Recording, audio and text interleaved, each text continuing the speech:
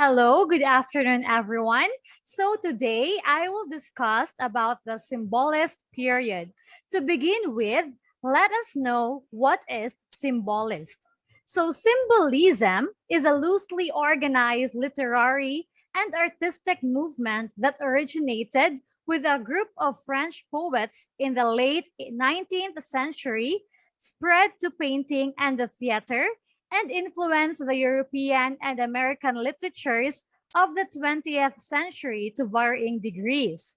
Symbolist artists sought to express individual emotional experience through the subtle and suggestive use of highly symbolized language. Symbolism was originated in the revolt of certain French poets against the rigid conventions governing both technique and theme in traditional French poetry, as evidenced in the precise description of Parnassian theory.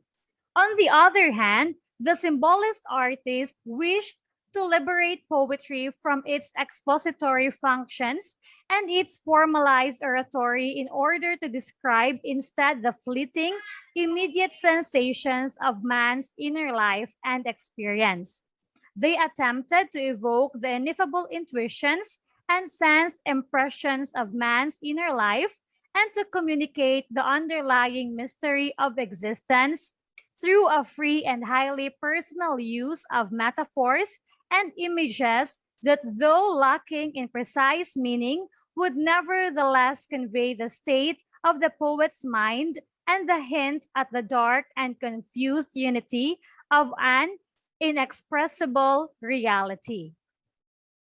We have here the few symbolist poets in the symbolism or in the symbolist period. We have Stephanie Mallarmé, a leader of the symbolist movement in poetry. We have Arthur Rimbaud, a French poet known for his transgressive and surreal themes. We have Paul Verlaine, a French poet associated with the symbolist movement and the decadent movement. We have here Jules Laforgue. His poetry has been called part symbolist and part impressionist. Okay, so the first one, we have Stéphane Mallarmé. He was a French symbolist poet, and his work anticipated and inspired several revolutionary artistic schools of the early 20th century, such as Cubism, Futurism, Dadaism, and Surrealism. And his famous works are Afternoon of a Faun, Poesis, Divagations, and A Throw of the Dice Will Never Abolish Chance. For the second one, we have Arthur Rimbaud. He started writing at a very young age and excelled as a student, but abandoned his formal education in his teenage years to run away home to Paris amidst the Franco-Prussian War. During his late adolescence and early adulthood, he produced the bulk of his literary output, then completely stopped writing literature at the age of 20, after assembling his last major work entitled Illuminations. For the third one, we have Paul Verlaine. Verlaine is considered one of the greatest representatives of the fin de siècle in international and French poetry. Some of the works of Paul Verlaine, we have Poems Under Saturn and Songs Without Words. For the fourth one, we have Jules Laforgue. Laforgue was a model for Pierre-Auguste Renoir, including for Renoir's 1881 painting, Luncheon of the Boating Party. His works are Les Complaintes and Soir de Carnaval. Next, we have What Did Symbolists Believe? So, symbolism was soon identified with the artwork of a younger generation of painters who were similarly rejecting the conventions of naturalism. Symbolist painters believed that art should reflect an emotion or idea rather than represent the natural world in the objective, quasi-scientific manner embodied by realism and impressionism. Returning to the personal expressivity advocated by the Romantics earlier in the 19th century, they felt that the symbolic value or meaning of a work of art stemmed from the recreation of emotional experiences in the viewer through color, line, and composition. In painting, symbolism represents a synthesis of form and feeling, of reality, and the artist's inner subjectivity.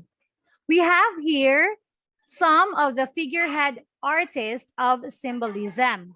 We have Gustave Moreau, was an artist and an important figure in the symbolist movement. We have Jan Turup. His early work was influenced by the Amsterdam Impressionism movement. Third, we have Odilon Redon. He was a French symbolist painter, printmaker, draughtsman, and pastelist.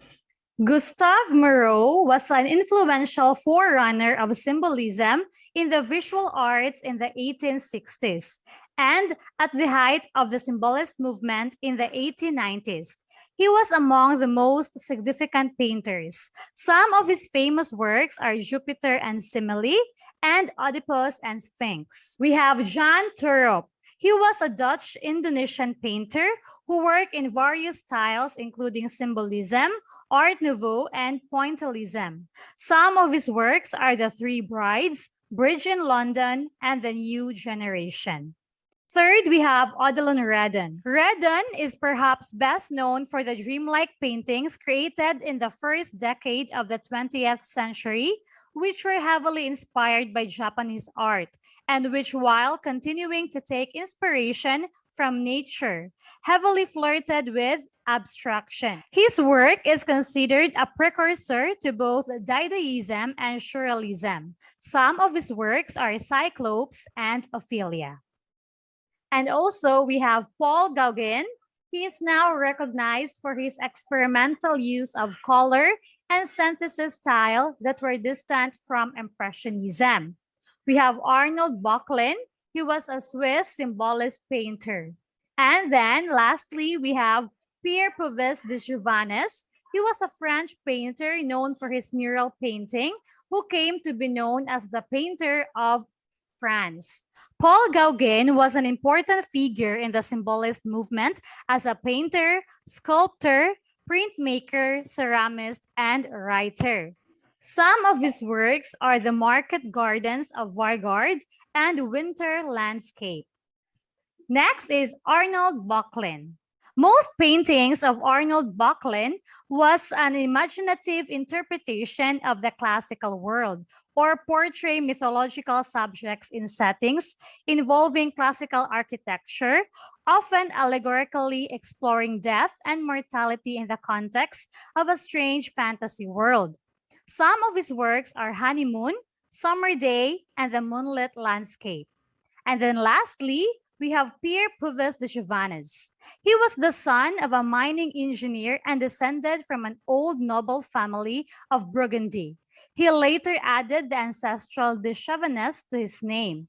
Throughout his life, he spurned his lion origins, preferring to identify himself with the strong blood of the Burgundians, where his father originated.